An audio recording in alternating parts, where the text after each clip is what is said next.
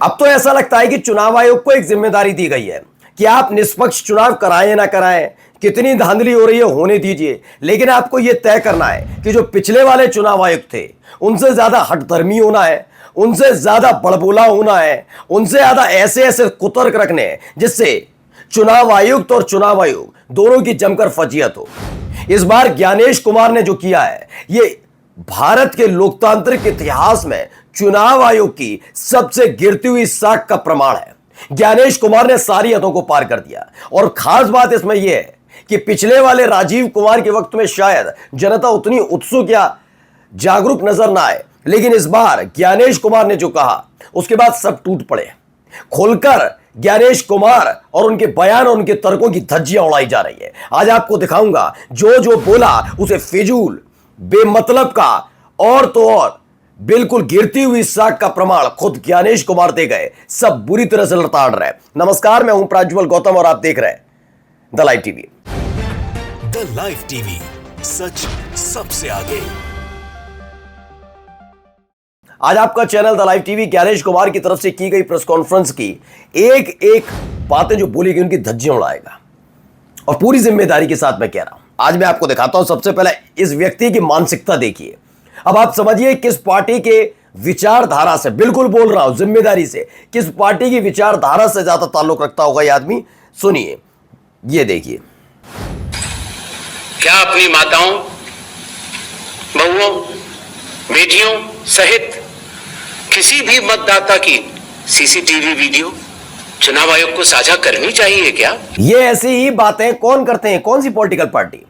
ये ज्ञानेश कुमार का चरित्र है। ये ज्ञानेश कुमार, जिस आदमी के पास जवाब नहीं है कि एक ही पते पर इतने वोटर कैसे, जिसके पास यह जवाब नहीं है कि मकान का नंबर 0 क्यों, जिस आदमी के पास जवाब नहीं है कि एक वोटर पर दो वोटर आईडी कार्ड कैसे, जिस आदमी पर यह जवाब नहीं कि लोकसभा चुनाव के दौरान कितनी वीडियोस निकली कि एक ही वोटर बूथ में घुसकर 8-8, 10-10, 20-20 वोट कास्ट कर रहा है, उसके एवज में इस आदमी ने इतना गंदा और घिनौना कुतर्क रखा।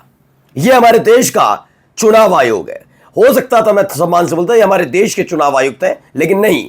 जिस आदमी ने जिस तरीके से ये बात रखी है, बताया जा, देख सकते हैं, सुन सकते हैं कि इस आदमी के लिए सम्मान लायक की कोई चीज रहनी भी नहीं चाहिए। ये हमारे देश का चुनाव आयुक्त है। ये बहुत सबसे ज्यादा शर्म की बात है। अब आइए इस आदमी की आगे की कहानियां सुनाता हूं, सुनते जाइए। ये पहले सुनिए राजीव कुमार ने क्या कहा था एक वक्त में। अगर 8 घंटे भी रोज देखेगा तो 3600 साल लगेंगे उसको देखने में। 3600 years he will take to see. Why does he want it? Let us ask this question from the person who wants this. हमने कुछ दिन पहले देखा कि कई मतदाताओं की फोटो उनकी अनुमति के बिना मीडिया के समक्ष रखी गई, उनके ऊपर आरोप लगाए। दरअसल जब यह ज्ञान दिया जा रहा था कि 3600 साल लग जाएंगे, राजीव कुमार ने कहा था, तो उस समय कहा था कि 3600 साल लगेंगे अगर सीसीटीवी फुटेज देखा गया। तो यही एक सवाल है, फिर जरूरत क्या है?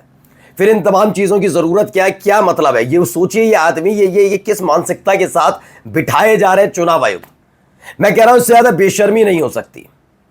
आप क्या बोल रहे हो? आपकी बातों से जनता पर क्या फर्क पड़ेगा? आप अपनी फजीयत करा रहे हो, आप अपनी साख मट्टी में मिलाने के लिए पूरी तरह से तैयार हो। आप पूछते हो कि आपको देश छोड़कर भागने वाला दावा क्यों किया जा रहा है? क्यों आपको मुंह छिपाना पड़ रहा है? राजीव कुमार अपना मुंह क्यों नहीं दिखा पा रहे? क्योंकि वो समझ गए थे कि मैंने तो केवल शुरुआत की थी, अगला वाला मुझसे अव्वल दर्जे का है और मुझसे ऐसे अव्वल दर्जे का है कि उसके कुतर्क सुनने के बाद हो सकता है जनता कुछ बड़ा कदम ना उठा ले। सोचिए, ये कुतर्क है। आपसे पूछा जा रहा है कि वोट चोरी वाला मसला, वो कह रहे हैं कि महिलाओं बहनों का आपका वीडियो रिलीज कर दूं। ये इतना घिनौना आदमी, इतनी घिनौनी मानसिकता का व्यक्ति। बस आगे आइए। 7 दिन में हलफनामा देना होगा या देश से माफी मांगनी होगी। राहुल गांधी पर सीईसी ज्ञानेश कुमार ने साधा निशाना। उन्होंने कहा है कि हलफनामा देना होगा। अब इसमें भी एक ज्ञानेश कुमार को दे दिया है क्योंकि ये टैक्स पेयर, हम जैसे टैक्स पेयर के पैसों पर इस आदमी की सैलरी आती है। 7 दिनों में यह साबित करना होगा कि कोई धांधली नहीं हुई, वरना उम्र कैद की सजा काटनी होगी। ज्ञानेश कुमार, क्या ये आपसे भी कह दिया जाए? तुम कौन होते हो? कौन ऐसा व्यक्ति है? देश से माफी मांगनी होगी, ये करना होगा, वो करना होगा। तुम होते कौन हो कौन? तुम एक सिर्फ सरकारी नौकर हो, यानी कि एक ऐसा व्यक्ति जिसकी जिम्मेदारी थी निष्पक्ष चुनाव कराए जाने की, और वो अपना काम ढंग से कर नहीं पा रहा, तो मुफ्त की सैलरी उठाने वाले एक चुनाव आयुक्त हो। हमारे टैक्स पेयर के पैसे से तुम जैसे चुनाव आयुक्त की सैलरी आती है, और जो जिम्मेदारी की दी गई उसका तुम निर्वहन ना करके तुम उल जलूल बातें बोलने वाले व्यक्ति हो। तो सबसे पहले तो तुमसे पूछना चाहिए कि जो तुमने अब तक तुम्हें सैलरी दी गई, क्यों ना तुमसे रिकवरी की जाए, क्यों ना तुमसे तो माफी मंगवाई जाए। आगे आइए, दो तरह के मसले थे। चुनाव आयुक्त ज्ञानेश कुमार ने राहुल गांधी को सीधी चुनौती दे डाली कि 7 दिन में हलफनामा दो वरना पूरे देश से माफी मांगो। अच्छा, मजेदार बात है कि 6 सीटों पर गड़बड़ी का आरोप तो अनुराग ठाकुर ने भी लगाया था। तो क्या अनुराग ठाकुर इनके फूफा हैं? बिल्कुल, दिखाया था ना मैंने, वायनाड का, कन्नौज का, अलग अलग जगह का ये अनुराग ठाकुर बोल रहे थे। लेकिन मैंने कहा ना, जिस आदमी, मैंने कहा पहले वाले राजीव कुमार ने स्पष्ट नहीं किया था, वो अपनी शेर व शायरी से उलझाते थे।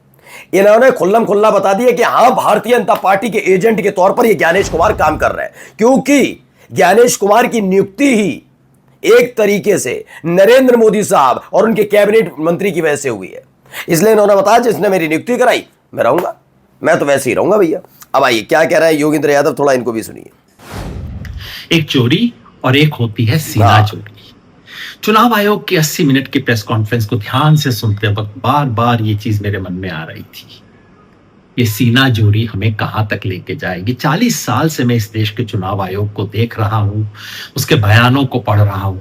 ऐसी शर्मनाक प्रेस कॉन्फ्रेंस कम से कम मुझे तो कोई याद नहीं था। देखिए, ये मुझसे बुजुर्ग हैं, अनुभवी हैं।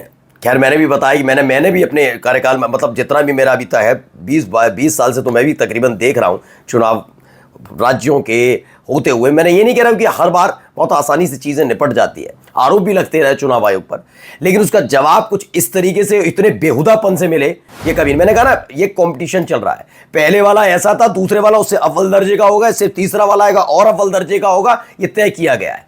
चुनाव तो होते रहते हैं, चुनाव तो इतने साल से चल रहे हैं, देश में होते रहते हैं। कौन सबसे ज्यादा बड़ा चाटुकार है ये तय करना है क्या? ये लफ्फाजी इस आदमी की। अब सुनिए, एक और सुनिए, ये देखा, चेहरे पे मुस्कान देखना है इस आदमी की।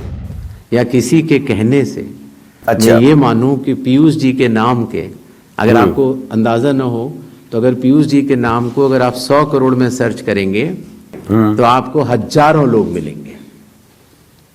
अब कौन से पीयूष जी का नाम काटा जाए, कौन से पीयूष जी दो हैं ये? तो अगर इसको जल्दीबाजी में किया जाएगा तो किसी भी मतदाता का नाम गलत कट सकता है। हाँ, आपकी तो पीयूष जी के बारे में बिल्कुल सही कहा। पीयूष जी से रिलेटेड कई सारी चीजें होती है, इस आदमी को पता नहीं। मैंने तभी तो कह रहा हूं कैसा आदमी बिठाया गया है। पीयूष, पहले तो उनकी कास्ट आएगी, चलिए कास्ट के नाम से भी हजारों मिल जाए, फिर उनके पिता का नाम आएगा, पिता के नाम सेम नहीं हो सकते सभी। पीयूष जो भी मान के, जो पीयूष मिश्रा नाम का व्यक्ति, तो उसके पिता के सबके नाम हो सकता है कि मैं 10, 20, 50, 100 मान लेता हूं। फिर एड्रेस सेम नहीं हो सकता। ये तमाम चीजें उसके आधार पर करता है। ये आदमी, बताइए कौन सी बुद्धि वाला आदमी हमारे देश का चुनाव आयुक्त बनाया गया, जिसे पता ही नहीं है कि नाम नहीं, नाम के साथ कई सारी चीजें होती हैं। पिता का नाम, फिर एड्रेस, बहुत सारी। क्या एड्रेस भी सेम हो जाएगा? एक ही घर में 100 पीयूष रह रहे होंगे, एक ही नाम के पीयूष मिश्रा, उनके पिता का नाम एक, और 100 के 100 एक ही घर में रह रहे होंगे? नहीं ना, फिर नाम काटा जाता है, रखा जाता है। लेकिन एपिक नंबर के साथ साथ जो SIR करा जा रहा था, उस समय इस आदमी ने नहीं सोचा, इस ज्ञानेश कुमार नाम के आदमी ने नहीं सोचा कि जल्दबाजी में क्यों कराया जा रहा है। इसका जवाब नहीं है। आइए अगला देखिए, ये देखिए क्या कह रहे हैं। ये कह रहे थे कि ये सिर्फ एक बार में एक वोट दे सकता है। मतदान में जब कोई वोटर वोट करने जाता है और वो बटन दबाता है तो एक ही बार दबा सकता है।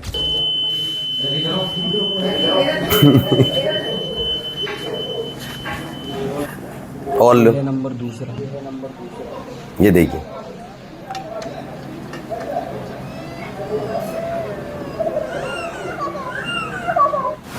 तो क्या हो रहा है? 8 बार वोट कास्ट किया था, मैंने आपको बताया ना। लोकसभा चुनाव के दौरान बहुत धज्जियां उड़ी थी, लेकिन ये आदमी का अलग ही तर्क है। अब आइए जीरो वाला, ये पता वाला बहुत शानदार है, इनका सुनिए। उसका पता वो जगह दी जाती है जहां वो व्यक्ति रात को सोने आता है, कई बार सड़क के किनारे, कई बार पुल के नीचे, ओहो, या कई बार लैंप पोस्ट के किनारे। हाँ, ठीक। और फिर अगर ये कहा जाए कि वो फर्जी मतदाता है, ये हमारे गरीब मतदाताओं, बहनों, भाइयों और बुजुर्गों के साथ एक बहुत बड़ा खिलवाड़ है। आपको ये कहीं से लग रहा है ये चुनाव आयुक्त, ये राजनेता ज्यादा नहीं है लैंग्वेज की? तुम होते कौन हो? 000 कभी पता होता है? ये किसी भी देश में जाकर, हमारे देश में ये आदमी कुतर्कों के साथ आया और अपनी इतनी बेइज्जती कराई है। अब इसमें प्रशांत कनौजिया लिखते हैं, ज्ञानेश कुमार के अनुसार करोड़ों लोगों के पास घर नहीं है और वो सड़क पर सोते हैं। यही करोड़ों लोगों के पास राशन कार्ड नहीं होगा, इनके पास कोई दस्तावेज नहीं होंगे, ना ही ना मुफ्त अनाज मिलता होगा, ना कोई सुविधा। मोदी सरकार की 11 साल के कुशासन की परतें खोल दी है। बिल्कुल सही बात है, बड़ी बड़ी डींगे हाँकने वाली मोदी सरकार भी। ज्ञानेश कुमार बोले कि वोटर बनने के लिए एड्रेस की कोई ज़रूरत नहीं, कैसे संभव? वोटर फॉर्म में एड्रेस लिखने की जगह बनी हुई है। SIR के फॉर्म में भी एड्रेस लिखना ज़रूरी है। वोटर कार्ड बनाने के लिए आधार कार्ड चाहिए और बगैर एड्रेस कार्ड नहीं बन सकता। इसका मतलब ज्ञानेश किसी सीक्रेट और फर्जी स्कीम के तहत वोटर कार्ड बनवाने के काम में शामिल है। मुझे तो ये आदमी मतलब क्यों प्रेस कॉन्फ्रेंस की वाकई समझ में नहीं आया। चलो उनकी समझ नहीं आए तो ये तो जरा सुन लो, ये भी कुछ कह रहा सीमा रोड है। मैं कन्नौज से विधायक हूं और कन्नौज से अखिलेश यादव जी सांसद बने हैं। मैं इस बात को पुख्ता रूप से कह सकता हूं कि इस लोकसभा चुनाव में हाँ, कोई भी बूथ नहीं बचा जहां पे बीजेपी के वोट कटे हुए ना मिल रहे। हर जगह हम अब ये कह रहे हैं लेकिन इनको हलफनामा नहीं देना होगा, इनको 7 दिन में ना हलफनामा देना होगा, ना माफी मांगनी होगी, ना अनुराग ठाकुर को मांगनी होगी। इन सब लोगों के लिए रियायत है। और फिर आप कहेंगे एजेंट ना कहा जाए तो दिक्कत।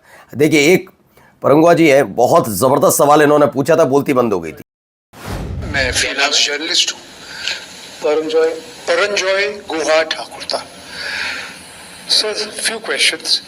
इतना हड़बड़ी में आपको SIR करने का क्या जरूरत है जब बाढ़ चल रहे बिहार में, बारिश के समय, और समय बहुत लोग कह रहे हैं बहुत कम है। आपको सुप्रीम कोर्ट ने आदेश किया 14 तारीख के दिन, आपको मशीन रीडेबल जो 65 लाख लोग का नाम नहीं है तो आपको देना पड़ेगा। इससे पहले आपने क्यों नहीं दिया? बहुत सारे सवाल इन्होंने पूछे थे और उसके बाद इनका जवाब नहीं दे पाए। एक कंपटीशन की जो मैंने बात आपसे की थी, जाते जाते एक बयान और सुन लीजिए, जरा सुनिए। क्या अपनी माताओं, बहुओं, बेटियों सहित किसी भी मतदाता की CCTV वीडियो चुनाव आयोग को साझा करनी चाहिए क्या?